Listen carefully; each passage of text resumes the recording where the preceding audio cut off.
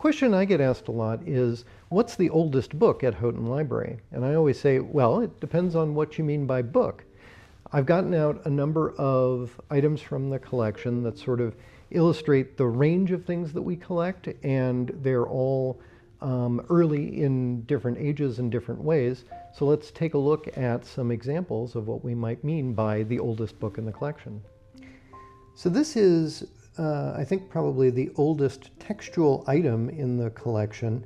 It's an example of a cuneiform tablet from ancient Babylon, probably dating from about 2000 BC. As you can see, it's very small. These were mostly used for things like letters or business documents, maybe a complaint about substandard copper. So they are textual, but you probably wouldn't call it a book because it's not a sustained narrative. Moving forward about 2,000 years, we have some examples from our collection of ostraka. And ostraka are pieces of broken pottery from ancient Greece that people have used as a writing surface. And you can see them nestled down in their protective pillows within the cases to keep them safe. You might think of ostraka as the post-it notes of the ancient world. Because they're already broken pieces of pottery, they can only be this small size that you see them in, so they're only suitable for a quick note. This item is maybe a little closer to what we might start thinking of as a book in the modern sense. This is a fragment of papyrus that probably dates from about 200 AD. Papyrus was a writing surface made from reeds that are found in Egypt and was used throughout the Mediterranean world in that period. This happens to be a fragment of Homer's Iliad, so it is part of a long narrative rather than just a very short document, but it would have been originally found in the form of a scroll rather than a codex of leaves in a binding in the way that we tend to think of books today. This item is about 800 AD, and it's a manuscript on parchment, which is a kind of treated animal skin. Originally, it was part of a complete book, but nowadays we only have this single leaf of it that has survived. And the reason that it survived is because later it was reused to be the cover of another book. So you can see here how there are little flaps where it was folded over.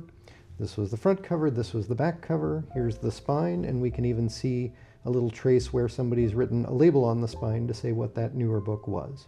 This is one of the oldest full books that we have in the collection. It was written by hand in Greek around the year 1000 AD, and you can see that it is very substantial indeed. So it would have taken a very long time to write and would have taken up a large number of animal skins to produce this much parchment. So finally we come to the item that I think most people tend to have in mind as the oldest book, and that is the Bible printed by Johann Gutenberg around 1450. We do have a complete copy of the Gutenberg Bible, but it lives on permanent exhibition in Widener Library. So when we're teaching with it, what we use more often is this fragment of the Book of Daniel. Even saying that it's the first European book printed with movable type comes with a caveat, because Gutenberg printed a book before this. It was basically a Latin textbook that survived about as well as textbooks tend to do, and today is only known from a couple of tiny fragments. But the Bible was obviously a much grander and more elaborate production, and today it's the one that is thought of as the birth of printing in Europe. And now we're going to go back almost 600 years to the earliest known surviving printed book in the world. This is Houghton Library's example of a Hyakumanto Dharani, which was printed on paper in the 8th century in Japan. It was printed at the orders of the Empress Shotoku, who had recently survived a coup attempt. The Dharani project was undertaken as part Buddhist piety and part political strategy. The Empress had artisans produce 1 million copies, 1 million of these tiny wood-turned pagodas, and 1 million prints using 4 different texts. They were then distributed to the 10 major temples throughout the land. The text is printed from either a single bronze plate or a wood block. There is still scholarly discussion about this.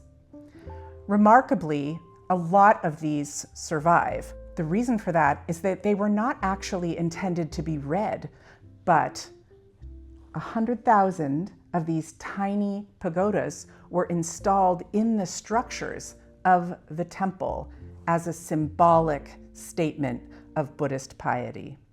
The texts are Buddhist incantations, and we have one of the 4.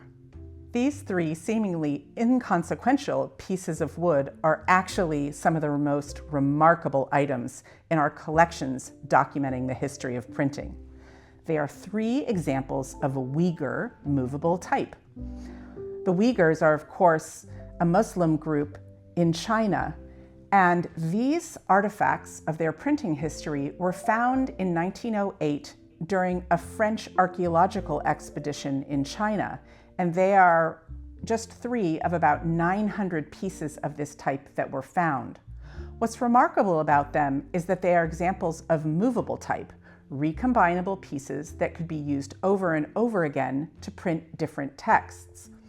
We often hear that Johann Gutenberg invented movable type, but he did not. And here we have examples of how it was in use much earlier. These are from about 1200 AD. Of course, movable type in China is challenging because the Chinese language has so many characters, but the Uyghurs used a version of Arabic, and so it was possible to create a set of this Uyghur type that was usable and not too large.